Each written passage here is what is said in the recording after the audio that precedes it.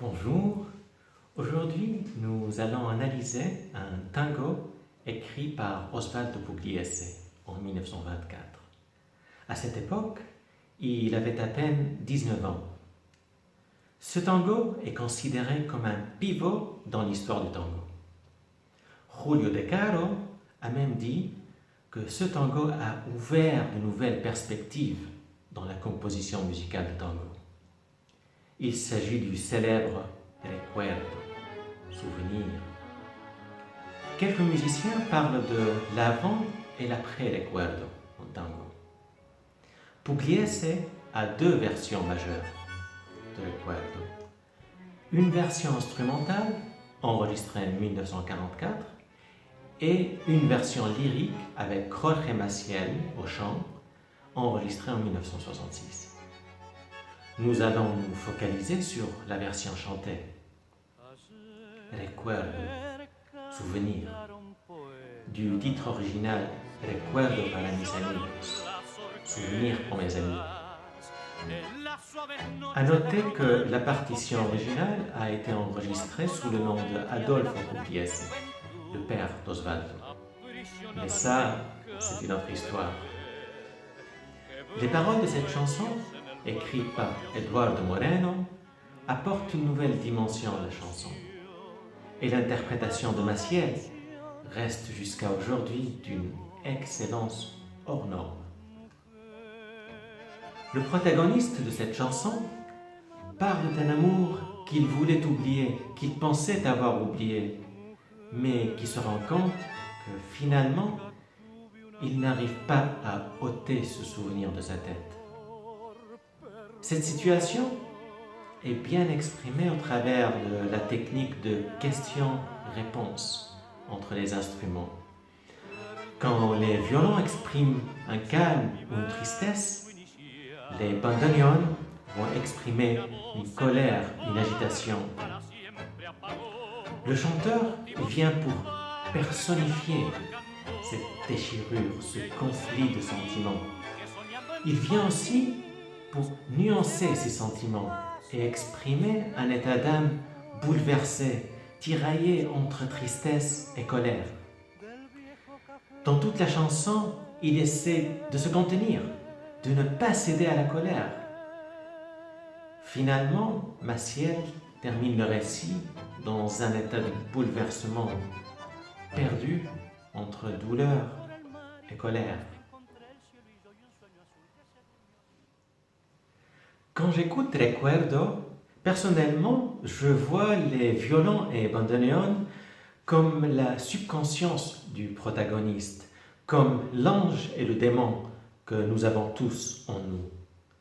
Violons qui vont plutôt exprimer un calme ou une tristesse, alors que bandoneons vont exprimer une agitation, une colère. Dès le début, la chanson commence par un ton grave, avec les violons qui nous donnent la couleur. Ça va être quelque chose de lourd.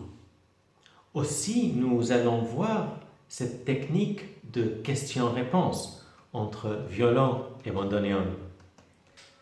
Question, réponse. Question, réponse de bandoneon. Question, réponse. En tant que danseur, et afin d'exprimer cette lourdeur, ces sentiments graves, le moins je bouge, le mieux c'est. Il faut que je crée cette tension que la chanson exprime. Dans cette première partie, je vais ou bien juste danser sur place, sans faire aucun pas, ou bien un des deux danseurs va bouger un peu et l'autre reste sur place. On a besoin d'ancrage, on a besoin de terre dans cette première partie.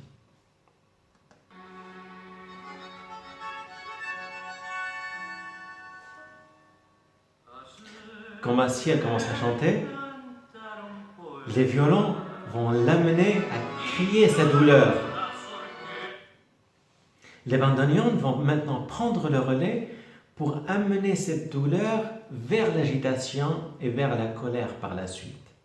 C'est avec les bandoneons que je vais commencer à marcher. Là, je commence à marcher. Et dès que le chanteur s'énerve avec le bandoneon, les violons vont le ramener vers le calme, vers le côté triste.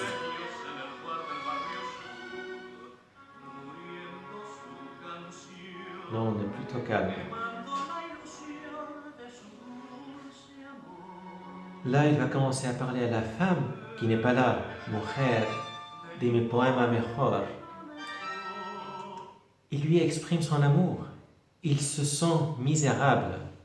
Le bandoneon, en arrière-plan, exprime un sentiment d'agitation qui va se transformer en colère. Lui, il est en bas, le bandoneon en haut. Bandoneon en haut. Les violons vont toujours l'amener vers le calme, vers la tristesse.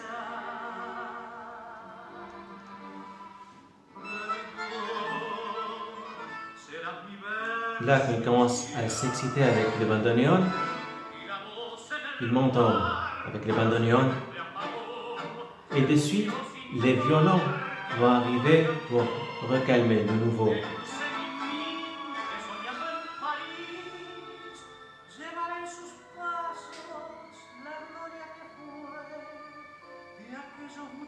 Et là, on a une préparation pour la variation des bandoneons qui va venir. Cette variation va exprimer une colère.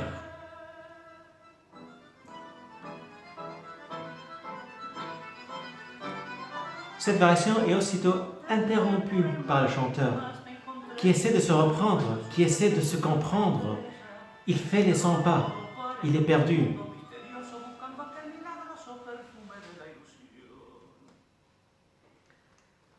Ces deux parties de variation, en tant que danseur, je peux ou bien extérioriser les sentiments de colère exprimés par le bandoneon, les danser en explosion et danser la deuxième partie chantée avec un niveau d'énergie un peu plus bas.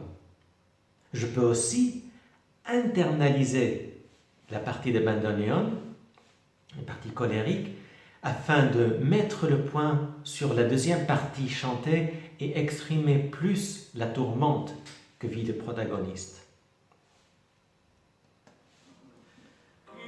Le chanteur finit par un appel au secours, une suspension. Cette suspension qui monte en haut, il est perdu. En tant que danseur, pour exprimer cet appel au secours, cette suspension, je peux l'exprimer par un mouvement où l'un des deux danseurs est immobile et l'autre fait un mouvement circulaire autour de lui. On a besoin d'un point fixe pendant la suspension. La chanson finit par un mélange de sentiments, tristesse et couleurs, un bouquet final de tous les instruments. Merci beaucoup.